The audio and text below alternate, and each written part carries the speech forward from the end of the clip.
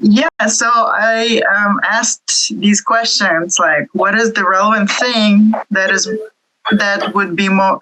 What is the relevant thing for her to know that would be most healing and beneficial for her at this time for you? And what does she need to know to help her unleash her full potential, like we discussed? Yeah. So first, it's always a kind of like traveling for me, the Akashic Records thing. So first, there was like a little pink piglet, very cute, like running around you, and or kind of accompanying and being like, don't be too serious or something. But the first, and I'm looking down because I'm checking in with my notebook, because otherwise I forget stuff. So, so at first it was like really, really noisy. And I thought that it was just like me, like not being able to concentrate. But then I realized like, oh, we have arrived. We have arrived to the thing, and it's just like so noisy, so many random, voices and so much random conversation, and everything is so distracting and so noisy. And I don't know if you have a problem like trying to concentrate, or if you're often distracted. But I was feeling like that, and it felt like a bunch of radio stations are like turned on at the same time, and this constant input of information that's coming through, and it was really annoying, really disorienting. And and then I did some energy work to clear it out, because I didn't want to just sit there and listen to everybody. So and I felt like actually like as I was getting closer to you, like I knew that you're there, but you're behind this noise, and it just felt to me like it's like you can't hear yourself in a way or see yourself so much. And also others can't see you or feel you. There's like this barrier, like even you can't see yourself for all the noise. And as I cleared up some stuff, I started feeling like someone's choking me, like being choked, and getting fear, kind of like don't go there, and I saw like a gigantic kind of dragon serpent going around saying like don't go there. And but then I see her soul on my right side accompanying me, like the soul that's more like a higher level consciousness of sorts. So I'm like, but I can't see you though. And she's like, yeah, I know, like she can't. Like, she was just showing me like, yeah, that's her situation. So, okay. And there's like gigantic serpent going around trying to scare me away, and somebody like flick me off. And that's actually like a regular normal thing I do like come across sometimes when it is a bunch of entities actually, but they're being attracted to your desire to kind of not see yourself in a way. Because we get into these agreements with entities, and in a way they're helping us, but they're helping us in our desires, unhealthy desires as well. I like that. Yeah. And then I get to the center. I'm like, okay, I did some more clearing, and like, okay, going for there. And I see you wearing like a white dress, and I look like an old period night dress, like white dress that's like long sleeved, long skirt, like a linen dress, and she's tied up by ropes to a wooden pole in the middle of this whole chaos. Like this thing, it's like a circle around you, and reminds me almost like a sacred circle that's protecting you, but it's like it's protecting you from, like yourself,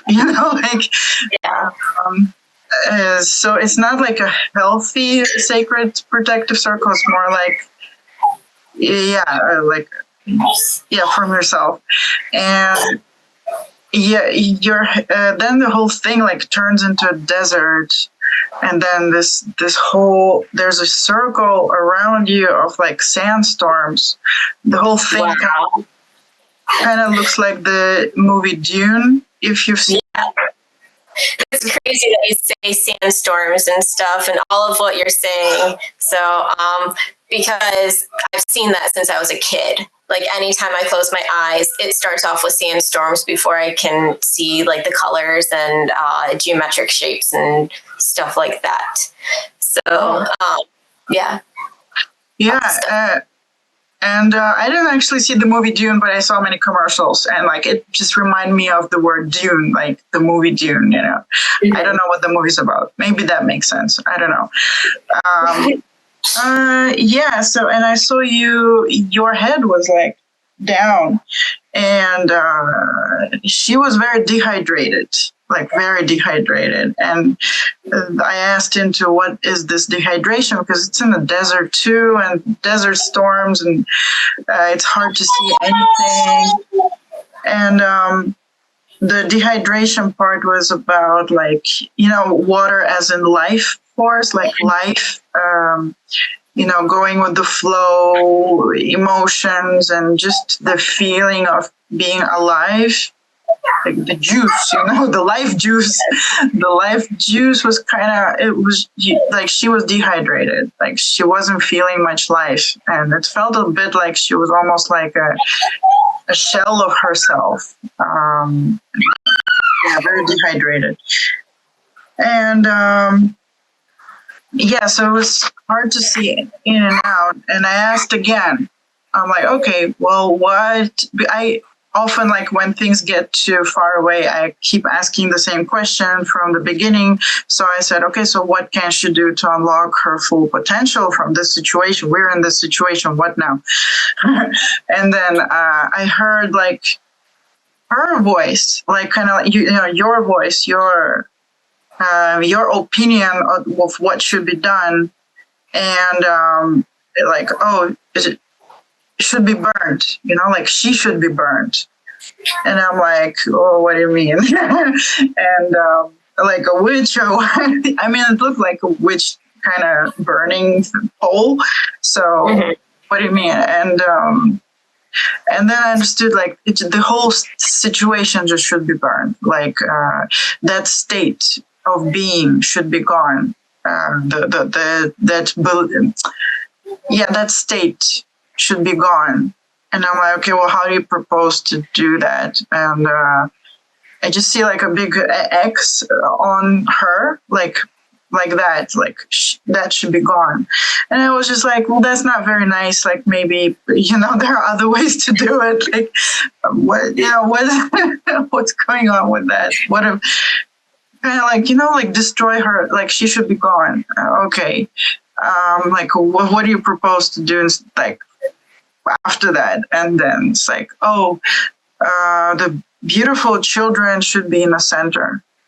And I'm like, okay, well, because I'm also a healer, right? So I always question things like,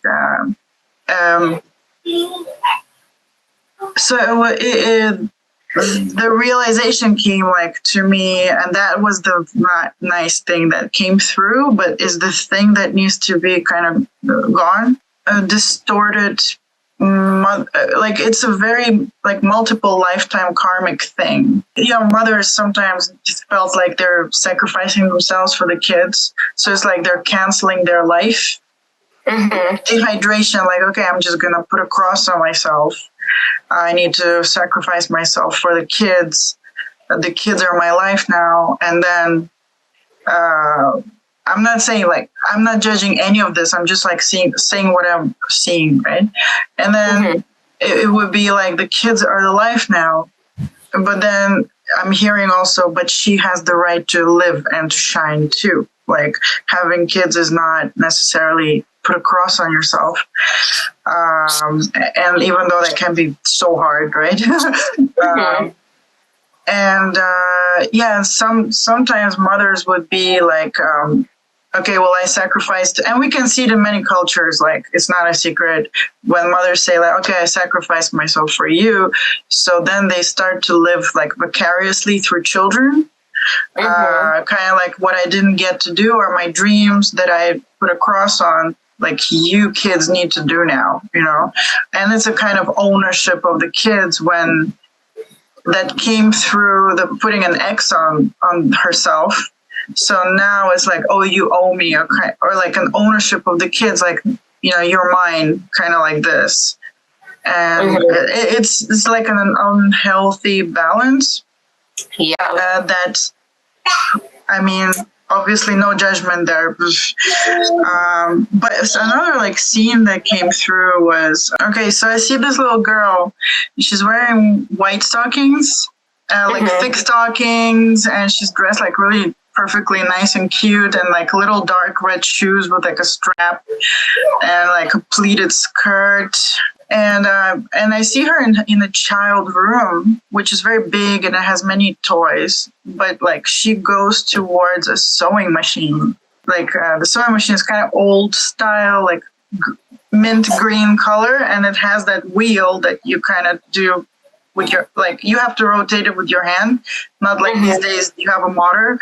But she sits there and she starts sewing, and she doesn't see anything kind of wrong with the picture. She's doing it, and I'm feeling wrong. Like, I think she's too young to be working. Like, she probably needs to be like playing with those toys, and the toys are there and laying around untouched. But she's working away on that sewing machine, and she's like way too small to be doing that, because she looked like a first grader or something, or even a kid, I don't know, very small, Yeah. And that felt like pain that's still there, maybe growing up too fast and like losing your childhood in a way. And it's like it's a balance. Like the mother lost her later life, and then the child kind of lost her childhood. It's like nobody's winning here. And also like like it doesn't, I know it's, again, no judgment, is hard to we all have these wounds too. So but I was just being shown that there's a way to do this that does not have to be robbing the child of her childhood and the mom of her adulthood. Like it can come together into one. And I saw this gigantic fennel, and it had this like protective father energy. And I work with a lot of fruits and vegetables, so like this fennel came, and it's like protective father energy is like, no, like it shouldn't be like this, something like that. And then there's this ocean, and it's showing me like a mother, but then like a distorted mother, which is like drowning in the ocean, like drowning in your mother, like maybe like an overprotective mom or over-involved mom, or like what do you call it? Helicopter or helicopter, and another word that I don't know why I forgot this word. When one can't function without another, what do you call that? Oh, codependent? Yes. I don't know why I forgot this word, but yeah, codependent relationship. Yeah, and I see this like moth-like gigantic mother figure, and it's a kind of an entity, actually. And she was really huge.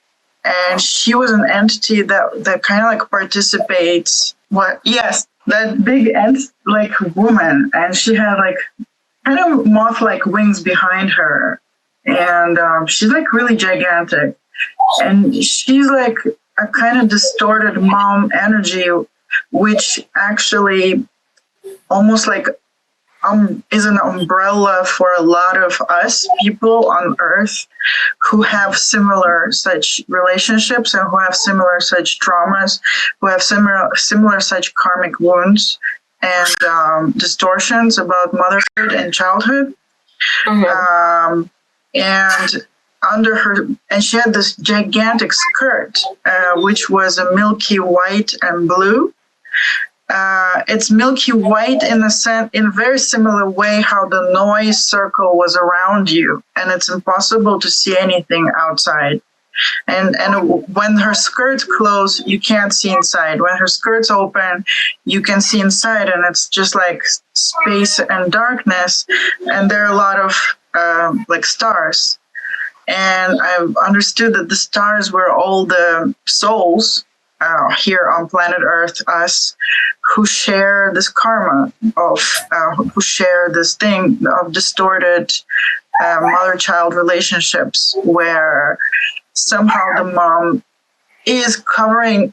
There is a saying in my language, let go of your mom's skirt. It's like, I don't know, in English, do you have that? I forget. But nope. It's like when there's like an unhealthy relationship, it's like a kid is always holding on to the skirt of the mom, and the mom kind of always tells them to, be nearby. So all these souls are like under her skirt in a safety. And the skirt's a milky white, like a nourishment type of thing, but distorted.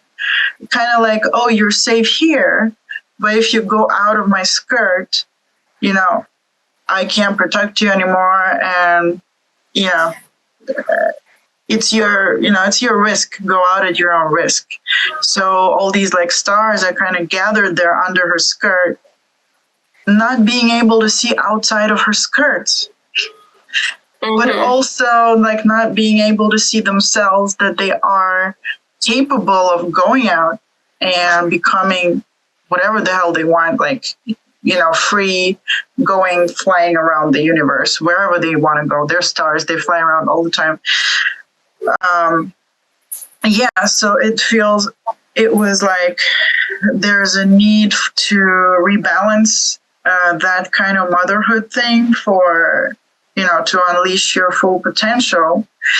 And since I saw your like YouTube videos and writing about the grandmother figure, so I knew that you'd have a question like, wait a minute, it doesn't feel right that this grandmother who was always there for me is an entity and needs to be let go of.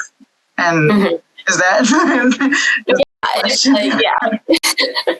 Yeah. And so I'm like, I asked that question, and because it didn't really feel like it's just like sometimes in the non-physical things look the same, but they mean different things, so it doesn't have to be black and white like that.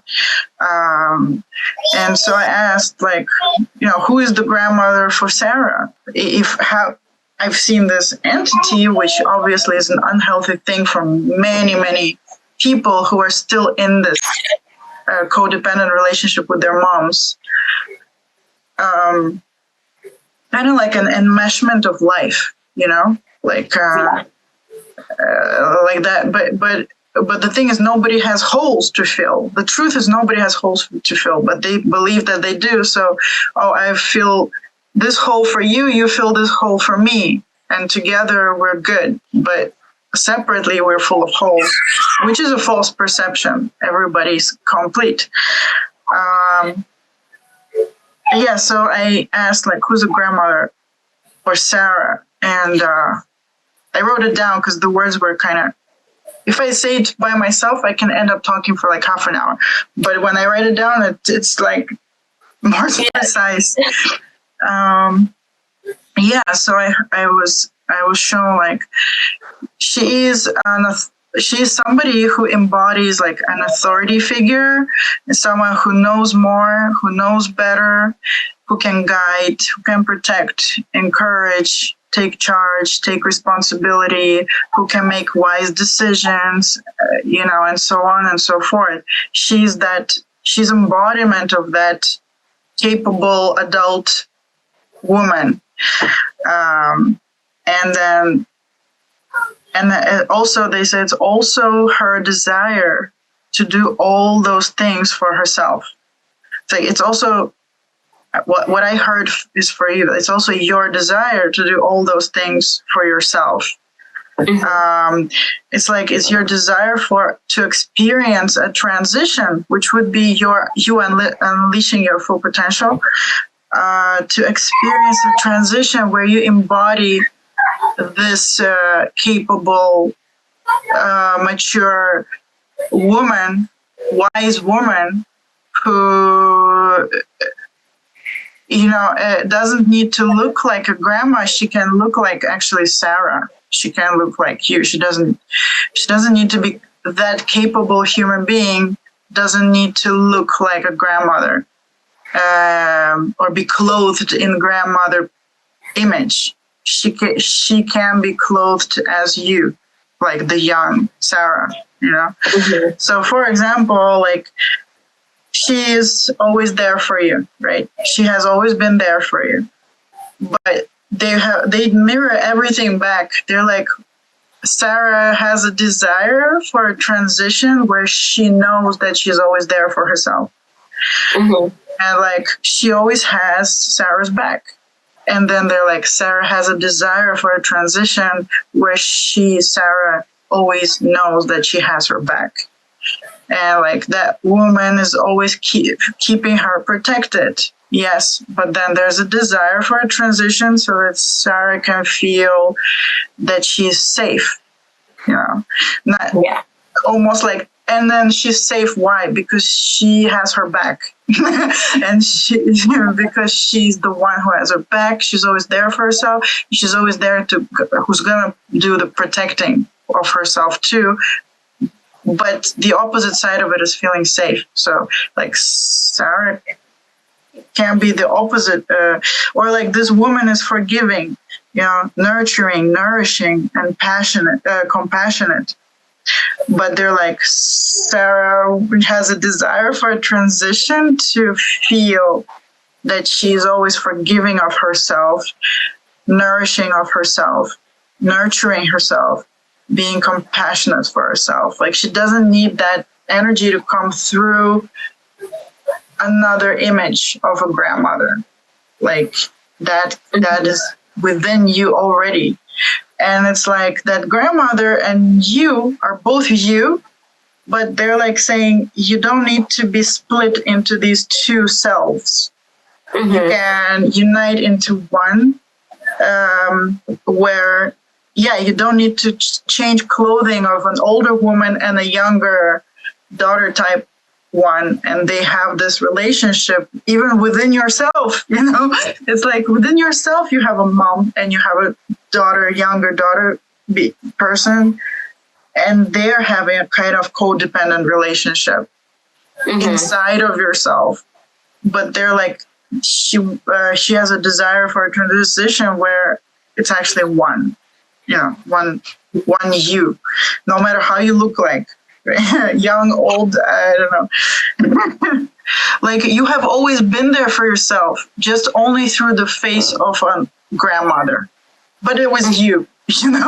So, on the one hand, there is an entity that needs to be kind of let go, and she looks like that for many people, and they're free to just exit. On the other hand, and it looks like a female. I mean, that one looks like a female, that one looks like a female. You're a female. Okay, it doesn't mean that grandma is an entity. No, that is you. But there are many perceptions kind of older woman. So I just want you to kind of clear out that, that is that and this is this. So this is, I'm talking.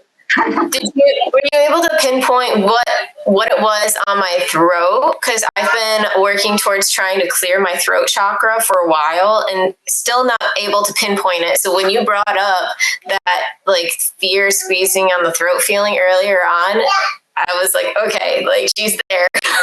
But I still am unaware of what exactly I need to do, because I feel like I just keep going, and I keep pushing for it and asking for guidance, and then just sometimes I feel like it's cleared, and then other times it comes back.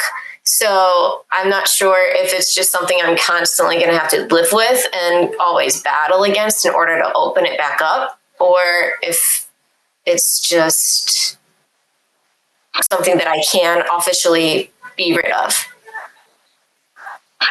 Yeah, I feel like you can be rid of it. And it is connected to that noise and the circle around you of like some kind of fog and noise. And it's like, once you see yourself more clearly, but also it means being seen, you know? Yeah. And that involves speaking, which you are already speaking, but I feel like it's more speaking more like the real you that's coming through the, you know, all those things that you see in the grandmother, but being that, like embodying that, because the more you become self-sufficient,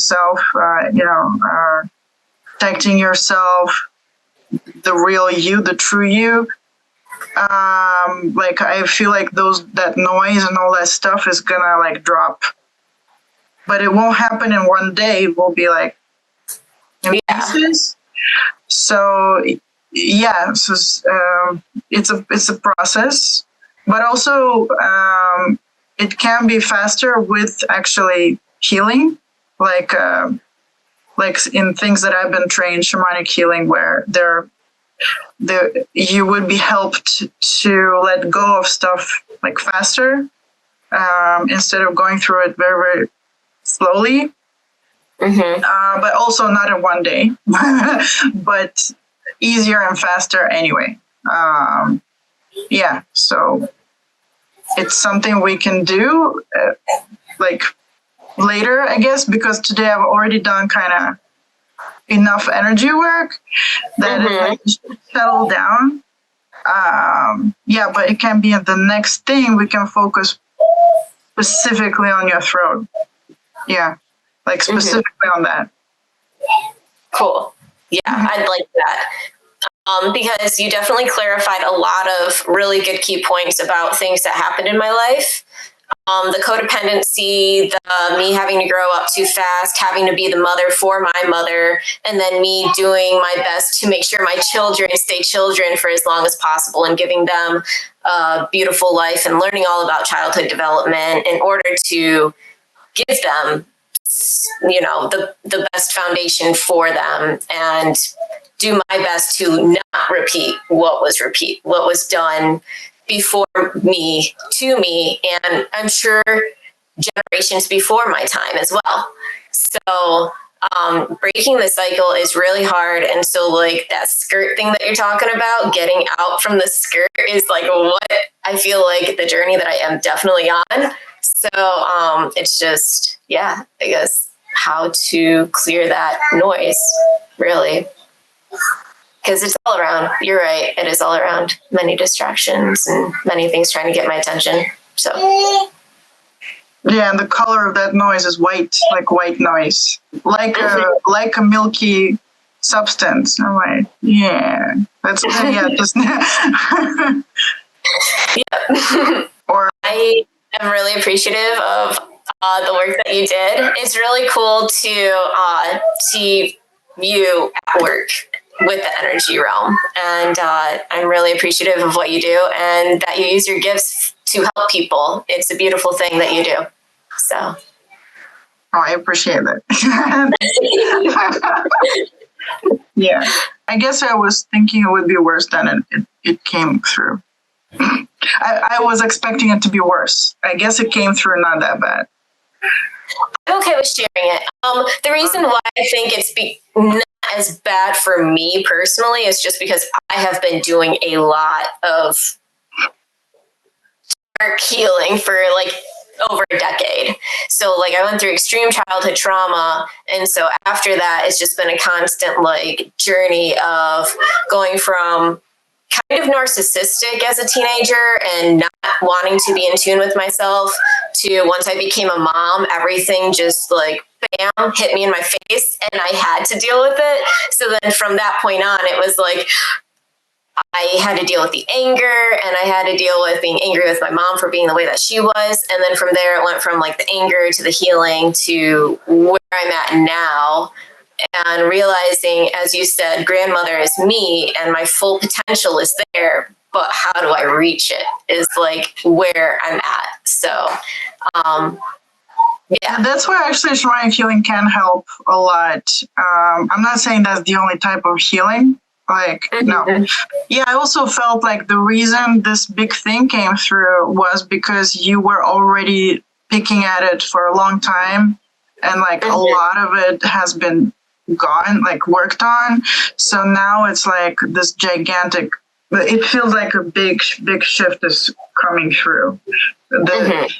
I was just talking today to Chelsea, and I was talking like just collectively, it feels like we've been picking at a lot of stuff like darkness, and right now is like a time of big shifts. Kind of like when you have like a dirty drain pipe and you like try to get those hairs out, and it's like taking you forever, but finally you get to that big giant piece, and it's like and the water. Finally. Yeah, I definitely feel that too. It's coming. It really is. It's that heaviness, right? You know, the storm right before the clearing. I feel like it's like trickling here and there, and it's making its way. It's a huge shift coming. Yeah. So thanks for doing this. Yeah. Talk to you later. Right. Much love. Bye.